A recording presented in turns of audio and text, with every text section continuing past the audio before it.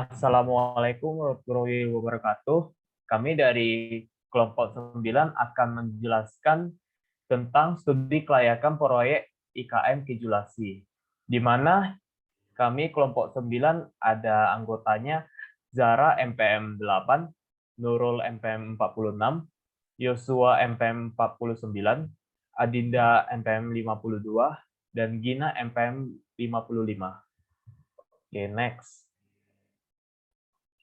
Nah, untuk latar belakangnya dari IKM Kejulasi sendiri, proses peningkatan usaha atau scaling dari usaha menengah keju mozzarella yang berada di Sumatera Barat menjadi usaha menengah yang memerlukan pertimbangan cukup matang dalam studi kelayakan proyek dengan memperhatikan banyak aspek. Di mana tujuan dari IKM Kejulasi itu adalah untuk mengetahui kelayakan usaha IKM Kejulasi dengan melakukan studi kelayakan proyek. Kedua, mengetahui aspek-aspek kelayakan usaha apa saja yang dipenuhi oleh IKM Kejulasi. Dan ketiga, mengetahui dan membuat proses scaling up IKM Mozzarella Kejulasi. Next. Nah, untuk aspek hukum sendiri, pada saat ini Kejulasi memiliki izin edar BPOM MD, Badan Usaha Tanda Daftar Perusahaan, NPWP, Surat Izin Usaha, Izin Domisil, Bukti Diri, dan lainnya.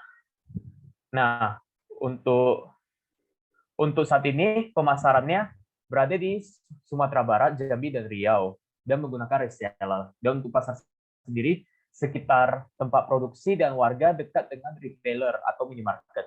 Nah, untuk scale up-nya sendiri, pemasarannya akan menggunakan e-commerce, kemudian juga marketplace, dan juga menyediakan retailer yang berada di Pulau Jawa minimalnya. Dan untuk strateginya, minimarket dan supermarket dengan jangkau wilayah yang lebih besar, kemudian mengubah kemasan menjadi lebih premium. Oke, next. Nah, untuk aspek keuangan sendiri, seperti yang dilihat semuanya sudah layak. Dan kemudian untuk scale up-nya sendiri, tujuan dari scale up-nya ini adalah untuk menambah keuntungan yang diperoleh oleh IKM Kejulasi dan meminimalisir kerugian. Jadi dengan beberapa perhitungan yang sudah kami perbuat sehingga didapatkan hasil sebagai berikut. Oke, selanjutnya akan dilanjutkan oleh teman saya. Baik, selanjutnya untuk aspek teknis dan operasi. Nah, saat ini IKM atau Industri Kecil Menengah Kejulasi Dairy Farm ini memiliki 13 karyawan. Usaha kejulasi ini dapat dikatakan berlokasi cukup jauh dari pemukiman warga dan ini tergolong usaha menengah. Penentuan lokasi tempat produksi ini tepat dengan mempermudah pemasaran produk kejulasi itu sendiri. Permintaan pasar cukup stabil dengan jumlah 600 kg per bulan dengan alat produksi yang cenderung sudah cukup berkembang sehingga IKM ini dapat memproduksi 450 sampai 600 kg per bulan. Nah, untuk scale up-nya sendiri, kami mencoba merancang untuk memperluas rumah produksi agar dapat menunjang peningkatan permintaan pasar dan juga meningkatkan jumlah bahan baku, teknologi, dan mesin. Next. Selanjutnya, di sini terdapat denah dua dimensi yang kami coba rancang berdasarkan grafik ARC. Pada denah awal dan denah setelah scale up terdapat perbedaan. Kami menghilangkan kafe dan kandang sapi atau ternak sapi perah di sini sehingga denah setelah scale up seperti pada sebelah kanan saya atau sebelah kanan di PPT ini dengan keterangan A sampai K di sebelah kanan juga, atau kami membuat 12 ruangan di tanah seluas 1 hektar. Next. Di sini kami membuat grafik hubungan aktivitas atau ARC atau Activity Relationship Chart dengan hasil denah dua dimensi yang sebelumnya ada di slide sebelumnya. Kemudian untuk penentuan ruangannya, A untuk gudang bahan baku, B untuk ruang pemanasan dan pemisahan W, hingga tempat parkir dan pos satpam, dan juga terdapat kantor administrasi dengan derajat kedekatan masing-masing seperti gudang bahan baku yang berdekatan dengan ruang pemanasan dan pemisahan weigh, begitupun dengan ruang mixing dan stretching. Next. Selanjutnya terdapat diagram hubungan. Ini berdasarkan grafik ARC yang sebelumnya sudah dijelaskan. Ini merupakan lanjutannya dengan keterangan untuk A, B, C, dan D itu merupakan ruang inti atau rumah produksi dari keju lassi itu sendiri dengan garis 4 atau derajat kedekatannya atau hubungannya sangat dekat. Kemudian saling berkaitan. Kemudian untuk garis 3 ada pada A dengan F, D dengan E, dan juga terdapat I dan L. Kemudian untuk garis yang lainnya itu menyesuaikan dengan grafik ARC yang sebelumnya sudah dijelaskan. Untuk selanjutnya dapat dijelaskan oleh rekan saya. Selanjutnya adalah tata letak pabrik. Tata letak pabrik merupakan cara penempatan fasilitas-fasilitas produksi guna memperlancar proses produksi yang efektif dan efisien. Fasilitas pabrik dapat berupa mesin-mesin, alat-alat produksi, alat pengangkutan bahan, dan peralatan pabrik, serta peralatan yang diperlukan dalam pengawasan. Tujuan utamanya itu sendiri adalah perencanaan tata letak pabrik, yaitu untuk mengembangkan sistem produksi yang dibutuhkan baik dalam kapasitas ataupun kualitas dengan cara yang menguntungkan. Next. Berikut ini merupakan denah 3 dimensi after scale up pada industri keju lassi. Denah ini dibuat berdasarkan grafik hubungan aktivitas atau Activity Relationship Chart atau ARC, yang terdiri dari ruang produksi itu terdiri dari satu ruangan khusus yang di dalamnya terdapat ruang bahan baku, pemanasan, mixing, stretching, serta ruang pengemasan dan pelabelan. Kemudian ada ruang penanganan limbah dan pencucian alat kami buat berdekatan dengan ruang produksi karena pada proses pembuatan keju menghasilkan limbah whey yang perlu diolah lebih lanjut sebelum dibuang ke lingkungan. Kemudian kami juga memiliki ruang QC dan laboratorium untuk menguji dan mengontrol keamanan produk keju dari mulai penerimaan bahan baku hingga produk jadi. Di sebelah kanan terdapat ruang cold room untuk tempat penyimpanan produk keju yang telah dibuat. Tidak lupa juga kami menyediakan toilet, musola, ruang karyawan, kantor administrasi, dan lahan parkir yang memadai. Selanjutnya. Berikut merupakan diagram alir prosesnya. Yang pertama, susu sapi dilakukan pemanasan dan ditambahkan larutan asam sitrat dan larutan renat. Kemudian dihasilkan curd dan whey. Kemudian dilanjutkan dengan pemotongan, penyaringan, dan menghasilkan whey sebagai limbah. Kemudian curd-nya sendiri dilakukan mixing dan ditambah garam, dilakukan stretching, pengemasan, dan penyimpanan. Kemudian dari neraca masanya sendiri sebelum scale up itu perharinya hanya menghasilkan 9,7 kg. Setelah scale up-nya itu 97,36 kg. Neraca energinya sendiri sebelum scale up total panas yang dibutuhkan dari keseluruhan proses sebelum scale up mencakup pemanasan susu, stretching, vacuum sealer yaitu sebesar 12,99 kJ. Setelah scale up, total panas yang dibutuhkan untuk keseluruhan proses sebelum scale up mencakup pemanasan susu, mixing, stretching, vacuum sealer yaitu sebesar 137,43 kJ. Next.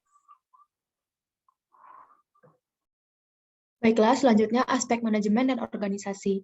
IKM Keju Lassi saat ini belum ada pengaplikasian aspek manajemen dalam pelaksanaannya, sehingga tidak memiliki struktur yang jelas dan perancangan bagian-bagian pekerjaan yang jelas.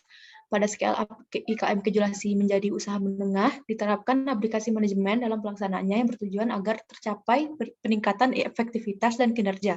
Berikut ini merupakan rekomendasi struktur analisa jabatannya.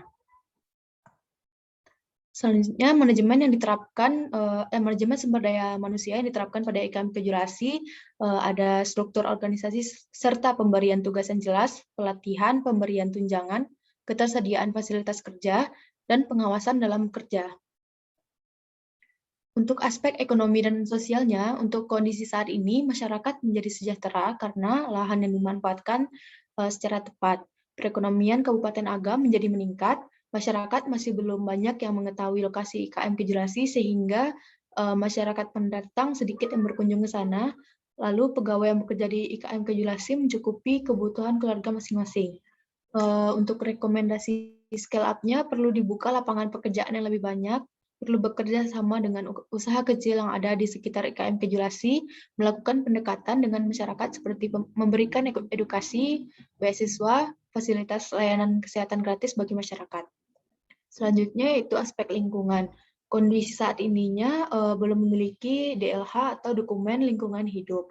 Pelaku usaha belum mengajukan AMDAL, limbah yang dikelola sudah cukup baik, tetapi limbah cair belum dimaksimalkan menjadi pupuk atau yang lainnya. Selanjutnya belum ada keluhan masyarakat terkait limbah Kejulasi. Untuk rekomendasi scale up-nya diperlukan pengurusan DLH berupa dokumen UKL-UPL dan izin lingkungan sebagai syarat untuk scale up ke tingkat menengah. Dibukanya lapangan pekerjaan yang ahli dalam pengolahan limbah untuk memaksimalkan limbah cair dan terbuang. Lalu ada perlunya sanitasi secara rutin agar tetap bersih. Selanjutnya akan dijelaskan oleh teman saya. Pabrik pengolahan regulasi ini memiliki sistem pengolahan limbah yaitu wastewater treatment. Wastewater treatment ini terdiri dari 9 bak, yaitu bak penampung whey, bak evaluasi, bak anaerobik, bak lumpur aktif, bak sedimentasi, bak koagulasi, bak flokasi, bak fritasi, dan bak stabilisator. Dari 9 bak ini memiliki fungsi masing-masing. Yang pertama ada bak penampung whey yang memiliki fungsi untuk menampung limbah dengan kapasitas 27 ton per batch-nya. Terus ada bak ekualisasi untuk meratakan fluktuasi debit harian, terutama pada proses pembuatan quart. Terus ada bak anaerobik berfungsi mengubah senyawa organik menjadi metana dan karbon dioksida tanpa adanya oksigen. Terus ada bak lumpur aktif. Nah, pengolahan limbah dengan lumpur aktif ini merupakan proses biologis menggunakan mikroorganisme untuk degradasi bahan-bahan organik yang terkandung dalam limbah whey secara aerobik. Terus ada bak sedimentasi yang berfungsi untuk menurunkan padatan dalam limbah whey dengan cara pengendapan. Pengendapan dapat terjadi karena berat jenis materi dari whey lebih besar dari 1 sehingga mudah untuk mengendap secara gravitasi. Next. Yang keenam ada bak koagulasi. Nah, ini suatu proses untuk mengumpalkan partikel-partikel koloid menjadi partikel-partikel kecil dengan menggunakan bahan kimia. Bahan kimia yang ditambahkan disebut sebagai koagulan. Ada bak flokulasi. Flokulasi ini adalah proses pengandukan yang dilakukan secara lambat agar koagulan dan air membentuk gumpalan dan mengendap dengan cepat. Sedangkan ada bak filtrasi yang berfungsi untuk menyaring bagian yang tidak terendapkan di bagian flokulasi tadi, di mana partikel-partikel berukuran kecil tidak lolos melalui bak ini. Jadi, air jernih dapat melewati bak filtrasi dan lanjut ke bak stabilisator. Nah, pada bak stabilisator ini, air limbah yang sudah memenuhi standar akan distabilkan sebelum dibuang ke sungai. Bak ini akan mengumpulkan air limbah sampai batas ketinggian tertentu, kemudian dialirkan ke sungai. Kesimpulannya, scale up usaha dari industri kecil ke industri yang menengah harus memenuhi beberapa aspek hukum yang diperlukan. Scale up yang dilakukan sebagai itu untuk distribusi dilakukan pengembangan pemasaran dengan memperluas distribusi dengan memperbanyak distributor hingga keluar kota. Juga menjual produk keju secara online melalui e-commerce atau media sosial. Rencana scale up IKM Kejulasi ini mendapat hasil analisis keuangan layak secara keseluruhan dengan payback periode kurang dari 3 tahun, NPF lebih dari 0, PI lebih dari 1, IRR lebih besar dari DF 28%, dan ARR lebih besar dari 40%. Penentuan lokasi, perluasan wilayah pabrik, tata letak pabrik, peningkatan teknologi, serta penentuan persediaan telah disesuaikan dengan scale up kapasitas produksi dan teknologi tempat guna, serta memanfaatkan dengan efektif tanah seluas 1 hektar. Manajemen SDM pada scale up IKM Kejulasi menjadi usaha menengah menggunakan metode shift sehingga jumlah kerja yang dibutuhkan telah sesuai dengan manajemen produksi. Selain itu, kami merencanakan manajemen SDM dengan menggandakan pelatihan dan peningkatan kompetensi serta kesejahteraan karyawan. Scale up yang dilakukan oleh IKM Kejulasi ini menjadi usaha menengah perlu adanya pembukaan lapangan kerja dan lahan untuk memperluas usaha kejulasi yang memenuhi aspek sosial serta menyesuaikan dengan budaya masyarakat setempat. Limbah whey yang dihasilkan dari keju mozzarella dapat berbahaya apabila tidak diolah terlebih dahulu.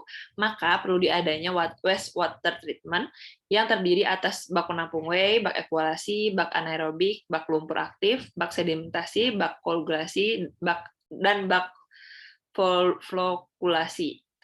Sekian dari kami. Terima kasih. Assalamualaikum warahmatullahi wabarakatuh.